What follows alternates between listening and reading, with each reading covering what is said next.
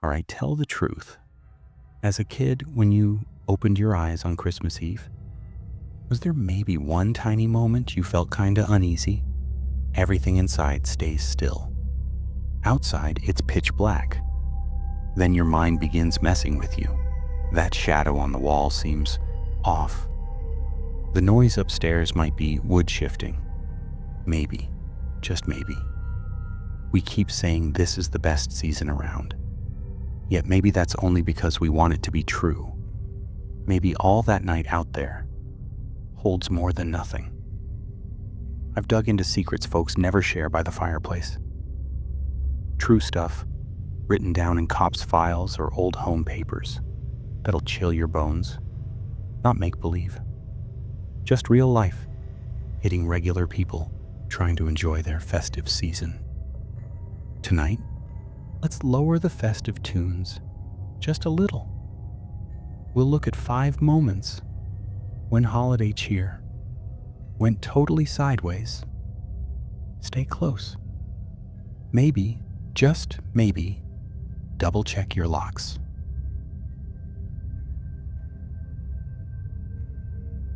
Begin in Vermont back in '78. A huge snowstorm slams into a small place named Pine Ridge. I talked with someone, David, who was just 10 that holiday season. His grandparents came from faraway lands, bringing along strange tales. One's about a beast known as Krampus. Think of it like Santa's dark twin. What happened to David and his cousins? They found it funny, like really laughable. A creature that gets after misbehaving children? Come on now. On Christmas Eve, the electricity cuts off. Only this one family sits close around the firelight. The little ones, buzzing from sweets and bored without screens, start acting wild. One knocks over a holiday ornament while shouting, typical kid stuff.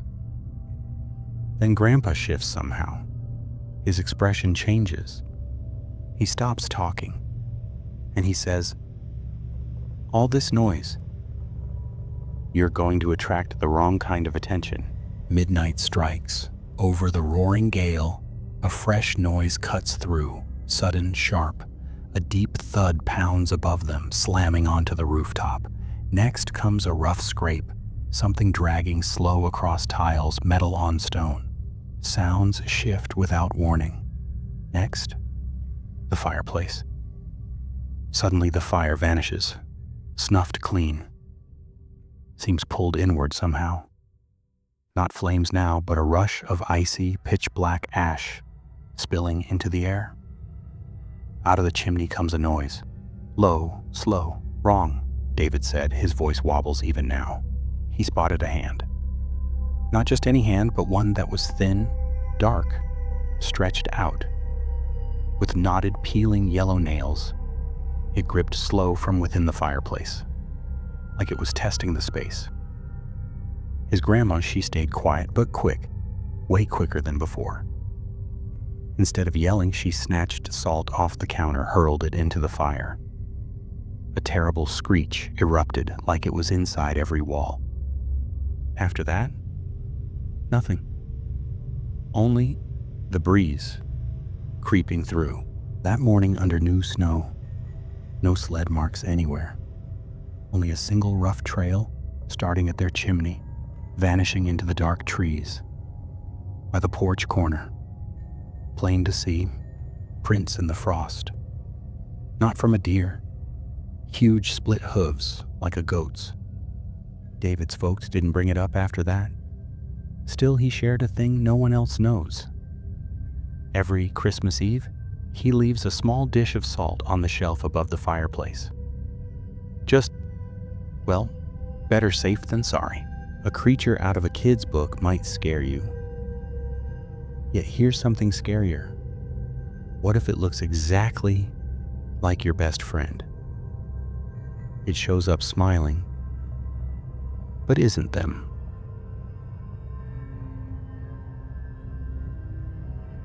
This one? Yeah, it hits different. Came from a lady in New York, Sarah. Her mom, Eleanor, died that spring. Year was '95. First holiday season alone. While pulling out decorations, she spots it. The old glass angel her mom loved most. She suddenly falls apart. Sobbing, she shouts into the quiet room, "I'd trade everything just to see you this holiday, Mom." That night, she jolts awake. Someone's humming. It's Silent Night. Sounds just like her mom. The noise drifts from the living room. Pulse racing, she wonders if it's real or her mind playing tricks. Could she be losing it? Slowly, she tiptoes down the stairs. The tree lights glow. Then, inside her mother's worn rocker, sits a shadow, moving back and forth. Quiet-like. It moves its head sideways. Then Sarah thinks it seems somehow close, just like her mother would if she'd been sick forever. Skin color off, kinda stiff looking. "Sarah, honey, don't be frightened," it says. "I heard you miss me." For 3 days straight, this figure stays inside the home. Knows stuff. Small details from before. Yet something feels wrong. Always gives off a chill when close. Calls Sarah's boy by her uncle's old nickname instead. The scent? Not cologne or anything sweet. More like damp earth mixed with worn fabric. The breaking point came that Christmas night. Then Sarah's young son Timmy moved toward the chair. He spoke up. "Grandma, there's grime on your feet." Sarah glances downward.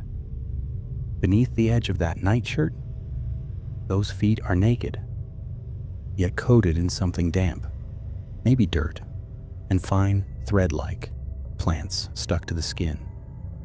The thing halts its sway. Since it twists its head way too much, it grins wide, showing every tooth. "Took me ages to get here, cutie," it murmurs. "Because I started out back there among the plants." Something inside Sarah broke, just like that. "You're nothing like my mom," she shouted. Without thinking, she snatched the glass angel from where it stood, then smashed it right toward the shadowy shape. When it broke, the shape in the seat didn't vanish. It kind of collapsed, almost like air leaving rubber. Slowly drooped down into a dark smear that sank right through the wood. Then nothing. Later on, they realized their land belonged to a forgotten family burial site dating back to the 1800s. Sarah wanted her mom's soul to return, only she never said which mom it was. Certain terrors just show up, uninvited. The rest grow from within the home. They blend into daily life. When Christmas rolls around, you've got no choice but to settle what's owed.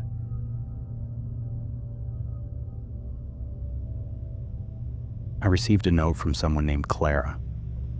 She came from an old rich family, tradition ruled there.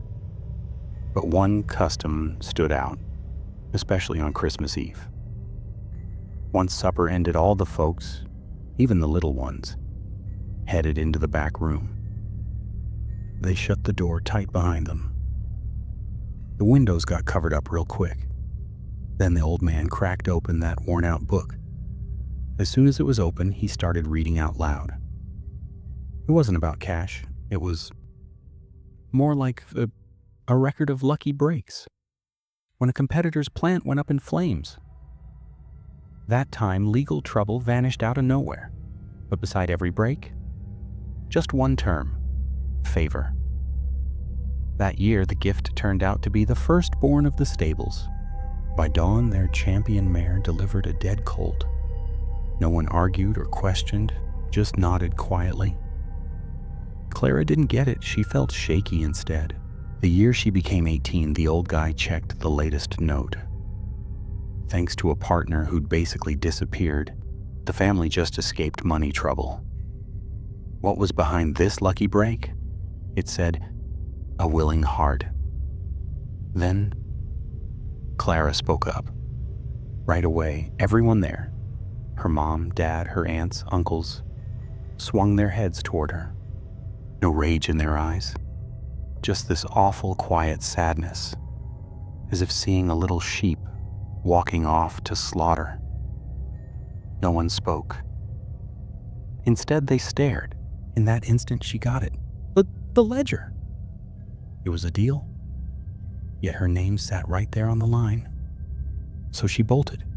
Just then, under dark skies, swapped identities vanished without trace. The last item she gave me a copied page from the family chart. By her name, no death date shows up, just some odd sign. I checked online. Turns out it's an ancient symbol, standing for something like debt not settled. Her folks traded something way back to land their wealth. Clara ended up being the last piece. Only thing is, she's clueless about who'll show up, or what that bargain actually cost. Clara ran away from her folks. Yet every now and then, threats don't hide inside. They wait outside, lurking along the path while you're just aiming to reach a safe place.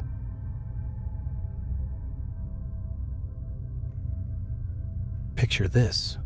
Christmas Eve. You're behind the wheel, miles from anyone, cutting through flat Nebraska under gray sky. Snow starts piling up fast. Then, engine cuts out. Car rolls dead at the roadside. Phone's useless. Nobody around for hours either way. It hit Mark like a ton of bricks. Back in 2003. There he was, just freezing up, panic creeping in. Then, bam! He spots lights flashing behind him. Not a car, though. A tow rig rolled up. Rusty, worn-out thing, painted red. This tall dude steps out. Long gray beard, red coat, puffy cap. Kinda looks like, yeah, exactly like Santa. Ha ha ha. Nasty weather to be waiting. He laughs. I'm Nick. Hop in the ride, heat's on. Mark told me he got a bad vibe right away. That grin didn't match his eyes, just flat like nothing was home. What could he even do? Refuse? Nah. He climbed inside anyway. The cab felt scorching, yet it reeked of sharp pine spray, probably hiding another scent underneath. Something iron-like, maybe rusty gear. Nick doesn't call anyone for backup. Instead, he hits the gas right away, swerves from the busy road down a dirt path, calls it a quicker route to his place. Mark reaches for the door latch. Can't find it. Someone took it out. Nick stops smiling. Trying to leave already? He says, his voice flat. We haven't even gotten to the workshop. That's when Mark snapped. Kicking the side window open, he tumbled straight into icy water below. Glancing back, he spotted Nick stepping from the truck. In that moment, lit by bright beams, a heavy axe caught the light. Mark dashed into a patch of tall corn. Sharp leaves scratched his skin. Through the gusts, footsteps followed, each step snapping snow, sound after sound, while a tune drifted back. Here Comes Santa Claus, sung low and steady. Mark showed up at a rundown farmhouse. Cops tracked down his vehicle nearby. Inside the woods, they spotted the hijacked tow truck, then came across what looked like a makeshift shed. Turned out to be a hidden stash spot, packed tight with wallets, trinkets, house keys. Things taken from folks who vanished during holiday trips through the Midwest, one after another over more than 10 years. He was never seen again. Each winter, whenever Mark hears stories about kind strangers helping folks on cold nights, it makes him think, could he be around somewhere? Maybe still searching for riders to join his ride. A human hunter's a familiar kind of dark. Still, for this tale, aim wider, deeper in years. What if the most terrifying presence isn't someone alive or some spirit, but an old force snoozing since ages ago, while our holiday joy becomes the noise pulling it awake?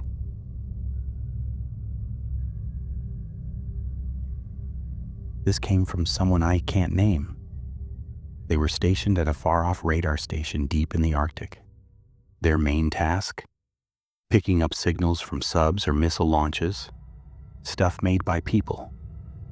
While out there, they kept an ear out for anything unusual coming through the static. Yet during a late night shift come Christmas Eve, the gear started acting weird, catching sounds that didn't fit. Not noise exactly, but a slow, steady pulse rising from beneath, under tons of frozen crust, way down. So deep it rattled bones, left folks dizzy, heads pounding, skin crawling with fear. Someone said it was like being small prey near something huge, just resting, waiting.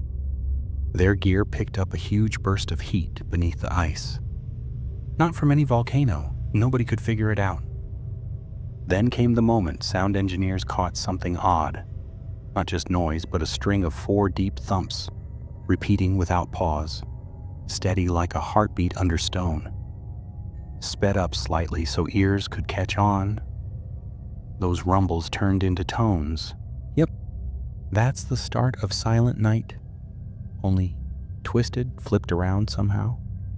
My contact says this didn't just happen by chance. In his view, whatever's beneath the ice has been sending out that low, steady hum for hundreds of years, over roughly a century now. What do we keep doing each Christmas without fail? Play that very tune everywhere, through radio waves, inside places of worship, even from space gear up above. It's like answering its signal, letting it know we exist. The signal was gone by sunrise. That's all, so no more events until the next year.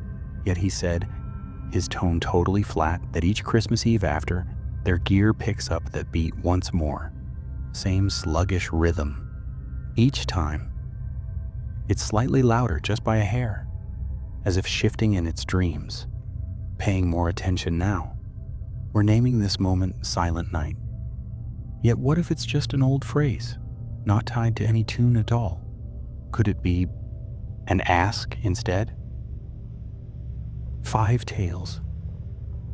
Yet each one shows a split in the ice on the holiday glass, a hand sticking out from the fireplace, a spirit who showed up at the wrong house, a family hunted, someone wants the girl dead, their bond worth more than cash, a murderer carrying a bag stuffed with, well, definitely not presents, a slumbering giant beneath the frost, picturing our songs. Perhaps the globe feels gloomier when cold months hit. Our lamps stand up like tiny rebels. Then again, we could be shouting into hushed days, never sure who's out there hearing. If you stuck around this far, drop "I'm listening" below. Show me someone's actually hearing this.